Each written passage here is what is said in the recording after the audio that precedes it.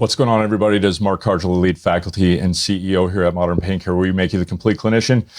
Coming at you by myself, actually, as far as my co-host Jared Hall won't be here with me today, but I have two special guests who are joining me today, two friends and colleagues who I'm excited to have on board to join us at Modern Pain Care for an exciting new program. But so it'll be a little bit different format this week. Hope you guys enjoy it. So before we get into the depths of it, let's introduce everybody. Joe Camoratto and CJ DePalma. Joe, can you introduce yourself to the folks? Let folks know where you're at and what you're up to. Sure. I just want to say that intro, it was like a Michael Bay movie. That was crazy. That was awesome. It's no golden nuggets, but we're trying. Yeah, it's no me trying to make an ad voiceover before. So I'm Dr. Joe Camoratto. I'm out in New Jersey.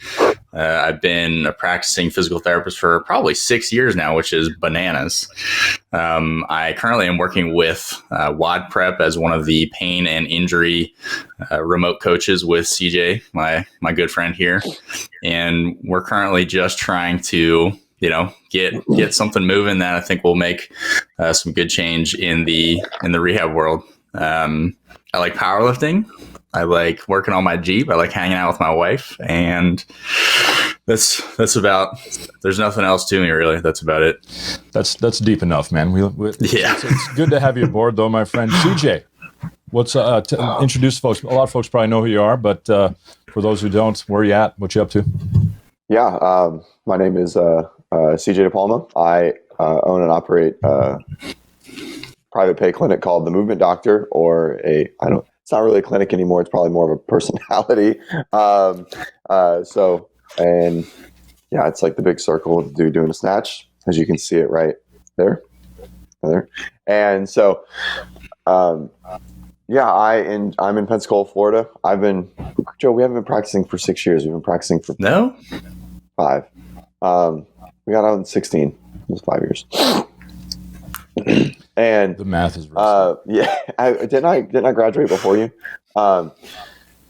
So I've owned and operated that clinic, a private pay clinic, since pretty much day one out of school. And I also work for WOD Prep. I run a coaching division there, and I manage a master's focused programming group. So the primary of what we do now is performance coaching, or at least what I do. And I still work in the rehab space, just not as much. And I have a wife who's sleeping in the room behind me, and I do CrossFit moderately competitively. Nice. Yeah. Full disclosure, CJ actually used to coach me at a point in CrossFit. Yeah. I was just pretty green to the CrossFit world, and he's really helped me a bunch. And that really was kind of my stimulus to think, man, it makes sense. Like, obviously programming for CrossFit, one thing, and we'll talk a little bit about that, but just the movement that I think, and it should have been there long before, but because a lot of folks have been doing this a bit outside of the physical therapy profession, but just in the fitness, and stop being just like, wait till folks are getting spit out the biomedical system, where it's, we're trying to put the pieces back together of a system that often can disable. Not saying it's always horrible, but obviously we see often not the best cases that come through our doors. So, and then also just, we can do better for our clients. Fitness, wellness, creating robust humans. I think we've missed that piece as physical therapists, getting too caught up on wiggling facets and getting guru Jedi-ish with that stuff, which we won't go there in this podcast today because that becomes a whole nother can of worms, and I get red in the face and get angry. But what's been your guys' view on, and Joe, why don't you start, like, where do you feel like we're at as a physical therapy profession when it comes to really incorporating just basic, strength and conditioning principles and getting people on just a program that fits them? Where are we at in that realm in your mind?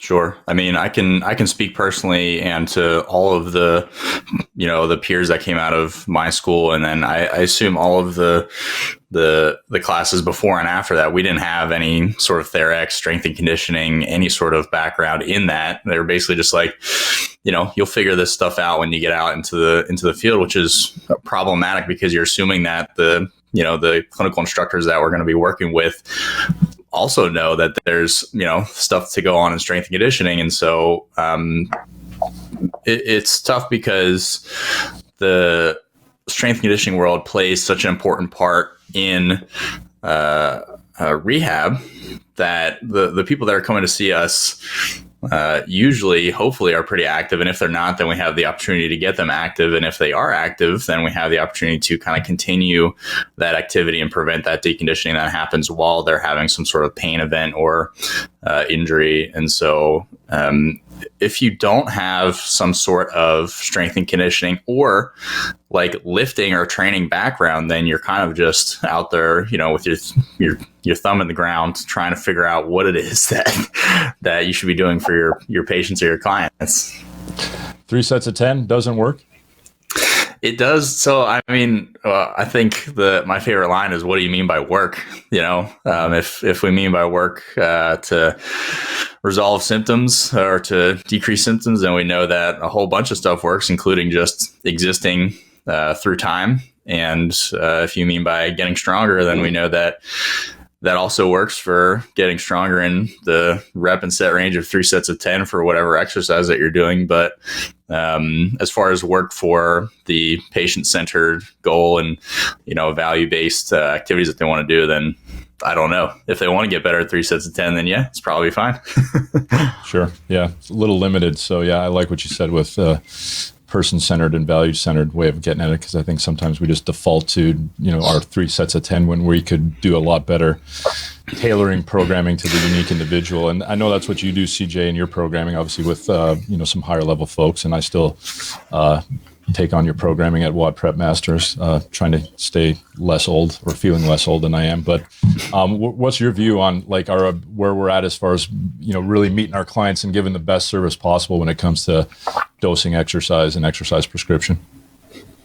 Yeah, I think the model itself has kind of set us up to not be successful. I really struggled with being in the clinic and treating, quote unquote, treating people, 4 or 5 at a time, and not giving them this almost triage kind of situation. It's like, okay, here's the program we're doing.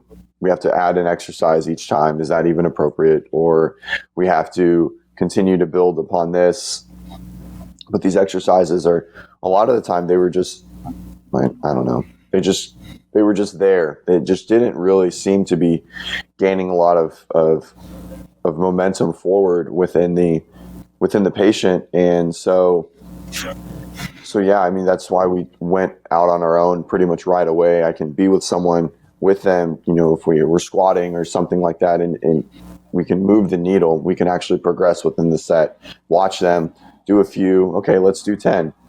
Okay, that was great. Let's do 3 by 10, but let's build some weight. And so I think we come out of school at a disadvantage because of this. It's always been done this way.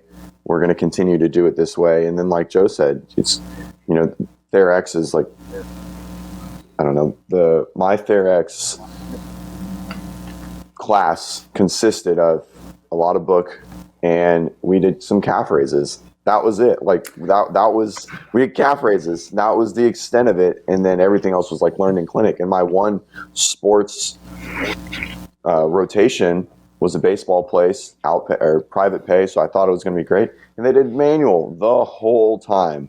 No one discharged, nothing. There was zero fitness and zero strength and conditioning happening to these athletes. And I was so confused. Yeah. If I could interject on one of the first things that CJ said, which is like the system doesn't seem to be in place for us to do well. I think a good point to make is that unless you have a clinic that looks for PTAs or PT techs that have some sort of strength and conditioning background in the normal clinic setup, you do your evaluation, you write your plan of care, and then you see them again in 4 weeks or so for a reevaluation. And unless you have somebody who's fitness forward as a clinician, running them through their exercises, I don't know if the progression that is needed for progressive loading in a classic sense is going to be there. And also, I think it would be important to speak on like the thought that seems very prevalent of the hurt equals harm, which is somebody comes in saying that they hurt their back deadlifting. It's going to be a knee-jerk reaction to try and take them out of the pain altogether, which is going to make their exercises very low intensity, because that just is how it usually happens. Yeah, we tend to like just retreat and run from pain a lot of times. And I know I've done that in my past too, but I think one of the things, and even just working with CJ and myself, I had to step away from my own back rehab. And I've learned that lesson the hard way numerous times. And CJ kind of coached me back into doing deadlifting and doing things with my back after, because I think, sometimes we're our worst patients. But one of the things that was really struck me when I got into it with CJ was like, we were doing movements that, historically I would have probably retreated from these movements but there's ways you can adapt load and intensity and program things for folks that are in pain that can keep them active. And such a better psychosocial thing when you're staying in the gym. You don't feel like you're just staying at home depressed because you can't work out, you can't do things. I think there's just huge value in that we underestimate. What do you see in that realm as far as like the whole, because I know you do a lot with training with pain and different things, and some coursework with an upcoming coursework with WOD Prep. I know it's been up and coming for a bit, but what's your view on that whole, where we are as physios, and not even just physical therapists, because I know we get chiropractors, osteopaths, and even exercise physiologists and other professions watching us. But what do you think, the big issues we have with pain and keeping people active are? CJ. Oh, me. All right. Yes. Yeah. I think that, it's like you said, there's this like win that you get from continuing to train. And that was one of the things that I was keen on doing as soon as we started treating. And that was what we focused on, is like, let's find the win, and whatever that may be. And usually that's doing a movement, something very similar to the movement that they are averse from, right? That they're scared of, that they're not doing, and that they have completely retracted from and taken out of their training. And so my whole goal was always to find the lowest entry point or the highest entry point to whatever their end goal was. So for you, it was deadlifting. That's what it was. And so that could be deadlifting from a reduced range of motion or reduced load.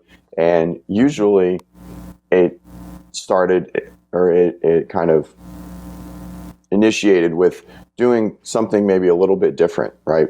Maybe rounding the back, maybe getting out of these like deemed perfect positions, educating away from that, and just educating to just do something. And let's make that something as close to whatever our limitation was. And so, yeah, that's kind of like where it started from, and then we just progressed from there. And like I said, I've always found it super difficult to do that with multiple people at the same time. How do you progress a movement? How do you progress someone within the clinic during a treatment? Treatments in I think are very, again, system issue, but how do you progress someone if you're not watching them, right? Like Joe said, there's just like this tech and they're progressing through, and then you see them in 4 weeks. I don't know. Yeah. It just never made any sense to me. So we just treated everyone like an athlete, or everyone like a coaching one-on-one situation from the start. And we've been very successful, and probably more so due to our patients than what we're doing, because people are very motivated. But yeah, it's always been to patient-centered, 100%. Yeah, no, I think definitely that ability to kind of tie into somebody's specific goals, and whether it be a deadlift, whether it be picking up a kid off the floor. That I have a woman right now that's her biggest issue with her knee. So we'll be doing some kettlebell things and different other activities that represent valued goals, and probably exercise dosing and this thoughts of being thoughtful with programming doesn't just need to be an athlete in my mind. What do you think, Joe? I think there's other varied levels of athletes out there that we see in clinic.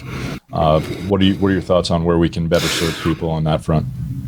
Yeah, it's It's funny when you hear the word athlete, you think of professional sports, or you think of, somebody on in a college rehab room, or somebody who's competing in something. But if we kind of look at just spreading the word athlete to anybody that's able to move and apply resistance and, adapt to that, then we can really say that everybody is an athlete in one sense of the word or another. And it's very interesting and amazing that the same principles that apply to high level competitive athletes also apply to somebody who is having difficulty, standing up from sitting. We know that their ability to adapt to repeated stimulus, repeated exposure, progressive loading over time is going to create a stress that they're going to be able to adapt to for the most part. And so the hope is that you can have these like set of skills to apply to your assessment to any intensity level or any athletic level. Again, athletic, so to speak, and that will in turn create this ability to write a program or to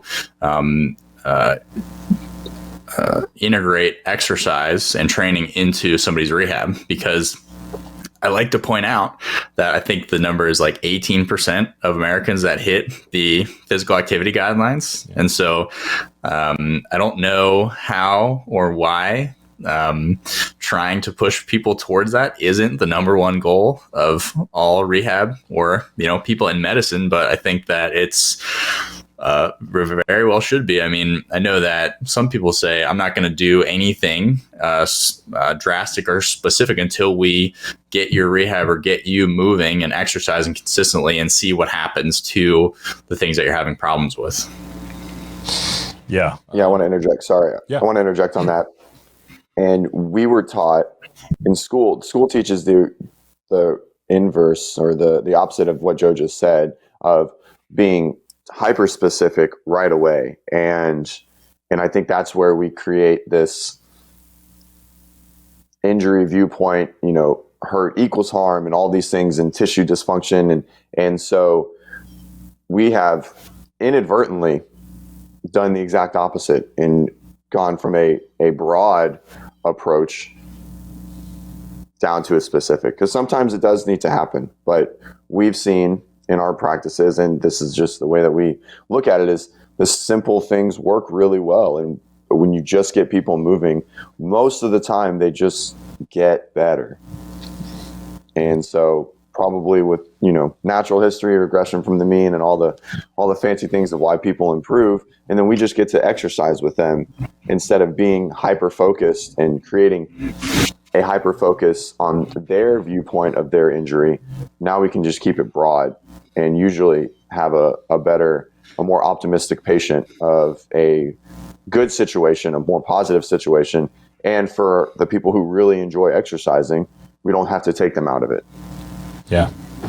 And a lot of secondary benefits of getting people active, getting people healthy. Right. There's discussion of like, exercise doesn't have great research for pain. And there are some people where we're not going to be selling exercise as some magical pain cure, but it makes somebody navigate their life, in a much more healthy fashion that I think we definitely can make a huge impact with people. So we've obviously complained about these things, and we're complaining on the podcast just because, we've sat around tables and maybe Zoom called and talked about how we can do so much better and how we've been grossly underprepared for the needs of our patients.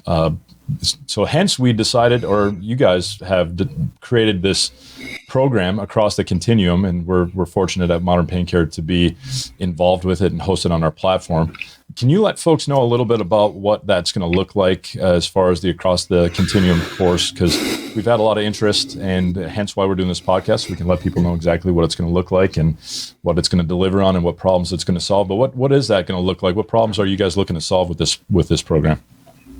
Sure. We're really happy that you reached out and were able to host us on your platform. It's funny how things work out. I wouldn't have considered doing it until you were like, hey, there's this thing that you guys might be good at. And so I was like, okay. But basically what it's going to look like, at least for the first cohort where we're trying to work out the kinks and find better ways to deliver the product, it's going to be a 12-week, kind of 14-week with a pre and post week mentorship or program where we're going to go through 6 modules to teach people the basics of coaching, writing programs, managing people that are fitness forward. And I don't want to say athletes because, again, the classic thought with athletes is that this is some sort of, sports specific or team oriented mentorship, which is not. It's doing the things that I was talking about before, which is trying to teach these basic skills on how to assess, evaluate, and return somebody to what they want to do and what they were doing before without taking them so far out of their current training that they just don't know how to get back into it, or they do some sort of large spike of activity when they're done with rehab and they wind up walking back into the clinic or back into your office. And so what we're going to be doing is trying to communicate as best as we can the foundations of interacting with somebody in a way that is going to better leave the patient regarding their overall health with exercise, their feelings about exercise and pain, and how they should be going about modifying in the future so that they don't need to seek care again, and basically trying to create a change in the rehab community so that we can get that 18% number up, or we can keep people from being afraid of moving, because there's a few things that I've learned in my 4 or 6 years of treating, and there's these few concepts that are really big that make huge effects that really need to be paid attention to. And the first one that I learned about was nocebo. Of course, there's a different side of each coin, but the other one is kinesiophobia, right? Which is kind of along the same parallel, but the fear of movement or kinesiophobia is something that I think gets communicated to patients on a very regular basis. And then if we really wanted to get, 30,000 foot view here, big picture, if somebody's afraid to move, they're not going to move as much. Their, activity levels are going to go down. They're not going to be reaping the benefits of loaded exercise, which, all 3 of us know, decreasing sarcopenia, osteopenia, dinopenia, all of these things that end up in this kind of frailty type syndrome towards the end of life. And even, during it just, this one thing, kinesiophobia, that gets communicated, unfortunately, because there's a lack of that understanding, has this huge effect that I think is passed over very frequently. I think more people need to be able to handle themselves better in that realm. Yeah. CJ, what are you looking at as far as problems you guys are going to solve for the program? Yeah, I think so. So this is, Joe's definitely the primary on developing this, but the things that I really want to help Joe create in this program is just the understanding of exercise itself and the programming aspects of it, how to develop and how to create a program from start to finish, from scratch, for any type of patient that is walking in your clinic. High level patient, post total knee replacement, minimal exercise, and actually teach people what periodization is, what concurrent training systems are, undulating, and we want to go through those things and maybe not prioritize the over the top types of programming aspects, but teach what periodization is, teach how to develop someone from a hypertrophy standpoint, muscle growth, and then a strength, and actually create power and some speed, and integrating balance in there is something that's enjoyable for the patients. And so that's something that we don't get. And so that's where I feel I come in, and that's where I come into play in this situation. And then also teaching the lifts, teaching people how to evaluate exercise, which is, it's highly opinionated and subjective, but there is a standard deviation, right, where we should generally move in, and we want to be able to go over those things of a squat, of a hinge, of a press, things to look for, cueing, correcting. And those are the things that I think that we're going to be able to help a lot with. Yeah, just seeing how you program for me. Again, that's probably was the stimulus of like, man, we need to bring on something where we can teach clinicians to do this on a regular day-to-day basis. Like you said, whether it's the high-level athlete who's looking to get back in CrossFit, or it's the post-operative total knee, or somebody who just needs fitness to maintain health. If anything, COVID's taught us, it's that being a vulnerable human with comorbid health issues is not a safe place to roll. And I think you can get some fitness forward stuff. And gosh, we can plug such a huge need. Like Joe said, let's get after that 18% and start bumping the needle up. We get enough people on board with this kind of approach. And God, as a clinician, you got so much opportunity to keep people in your sphere. As far as you don't just become that. It's only when you're good enough for discharge that you're in my world. Like you're in people's worlds that as they navigate life. And I think this whole thought that we discharge people from PT is one that peeves me. I mean, can you imagine the turnaround in like people's health as a whole if everybody had clinics that had the capacity to challenge people at a moderate intensity? If everybody had the understanding that, even if somebody's having pain while they're exercising, that's okay. And building a positive relationship with understanding that exercising with pain is okay as long as it kind of fits into this box of there's nothing falling off of you, there's nothing actively leaking out, and you can tolerate it. And I think it's understated how important that relationship with pain and exercise is. Totally agree. Any parting thoughts you have, CJ, before we wrap it up? I think that I'm really excited for the course, and I'm really excited to get Joe in front of a lot of people. Joe has worked with me for a long time now because I think he's one of the smartest guys in our field. He's just not as loud as I am. And so I think the course is going to help people get more comfortable with the latter end of the rehab spectrum, and then potentially teach them how to keep some patients into a wellness sphere and actually continue and open up our ability to serve a broader range of person or a broader range of actual services. And so those are really important things. The field is changing, and insurance is not on our side. And so things are changing. So we need to be able to integrate into the fitness sphere. I'm not telling everyone they have to go open a private pay clinic, but I will for sure talk about that in the course, and we will discuss those things because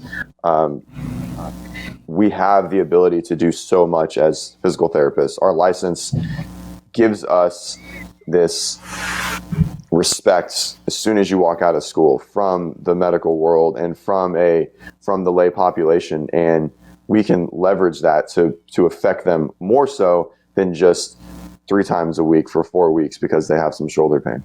So agreed. I'm excited. Well stated. I'm very excited as well.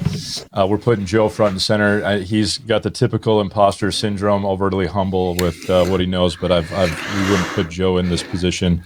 I think knows way more than he thinks he knows, and never going to speak. But partly why we like Joe, because he's humble with things. He's not guruistic with it, but sharp with his research, knows his stuff, and I'm excited for the course. I've already seen the syllabus that's proposed. I'm excited for it. I'm gonna probably jump into the course because they have to let me in. They can't shut me out. So I'll get at least the first one. I'll be joining the first cohort. I know Jared's going to be peeking in on it as well.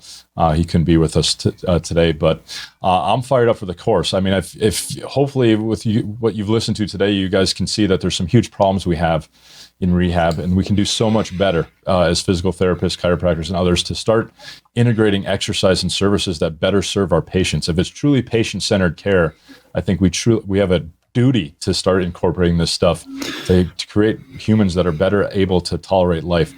It doesn't always have to be, we're not trying to fix pain. We're trying to get people to better navigate their life with better health, better fitness.